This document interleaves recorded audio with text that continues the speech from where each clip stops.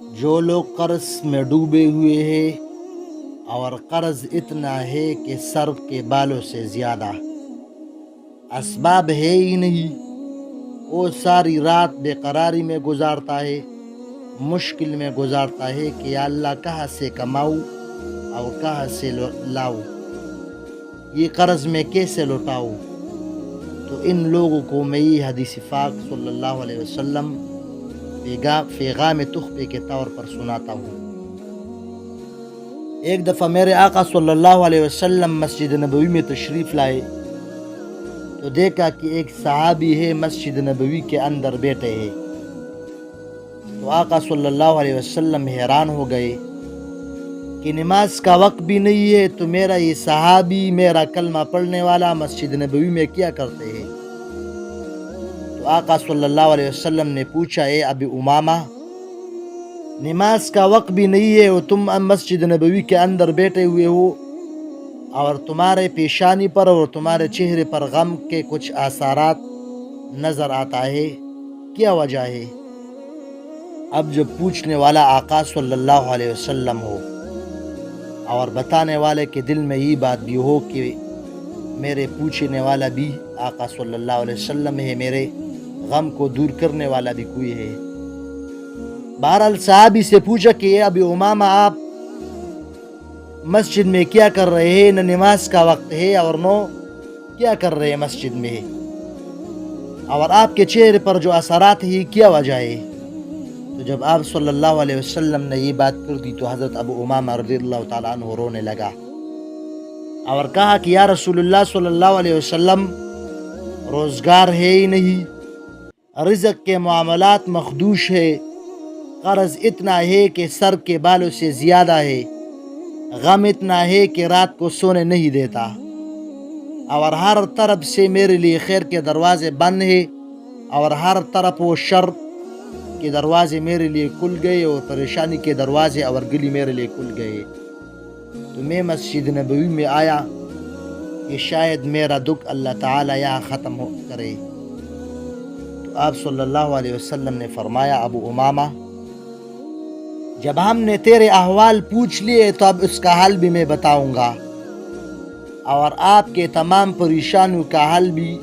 میں تجھ کو بتاؤں گا۔ پھر آقا صلی اللہ علیہ وسلم نے فرمایا کہ اے ابو امامہ، کیا میں تجھے ایسا کلمات نہ بتا دوں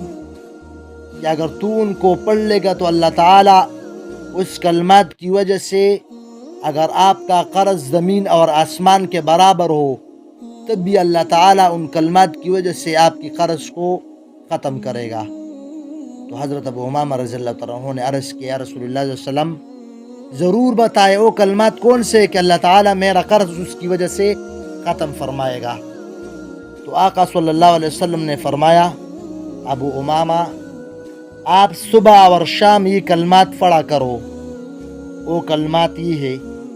اللہم انی اعوذ بک من الہم والحزن واعوذ بک من العجز والکسل واعوذ بک من الجبن والبخل واعوذ بک من غلبۃ الدین وقہر الرجال۔ اللہم انی اعوذ بک من الہم والحزن واعوذ بک من العجز والکسل واعوذ بک من الجبن والبخل واعوذ بک من غلبۃ الدین وقہر الرجال۔ یہ کلمات دعا کے ہیں۔ اے ابی امامہ، جب آپ ان کلمات کو ہر روز صبح اور شام پڑھا کریں گے تو اللہ تعالیٰ ان کلمات کی وجہ سے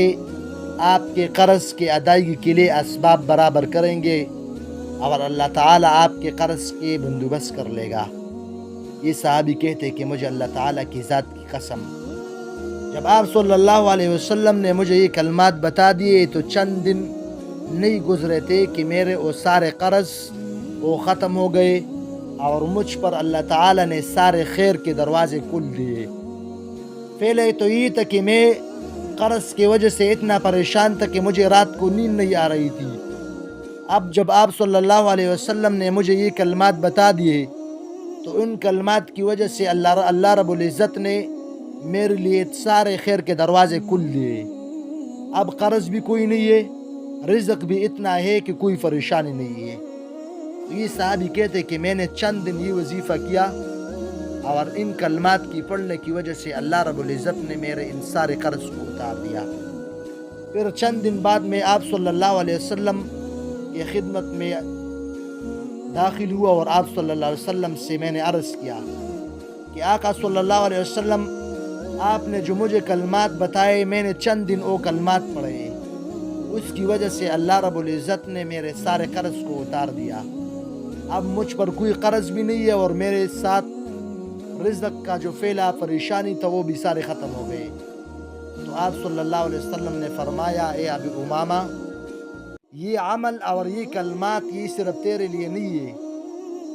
قیامت تک جتنے مسلمان اور جتنے میرے امت کے لوگ، یہ ان سب کے لیے ہے کہ جو لوگ پریشان ہیں قرض کی وجہ سے یا رزق میں مشکلات کی وجہ سے اور ان کلمات کو پڑھ لے گا تو انشاءاللہ تعالی اللہ رب العزت ان کلمات کی وجہ سے ان کا سارا قرض اتارے گا اور اللہ رب العزت ان پر تمام خیر کے دروازے کو کھولے گا۔ اس وجہ سے یہ معمولی سی الفاظ ہے، تو ان کو خود بھی پڑھے اور یہ جو آپ کے دوست یا جتنے مسلمان احباب ہیں ان سب کو ثواب کی نیت سے یہ بھی بتائیں۔ اللہ رب العزت ہمارے تمام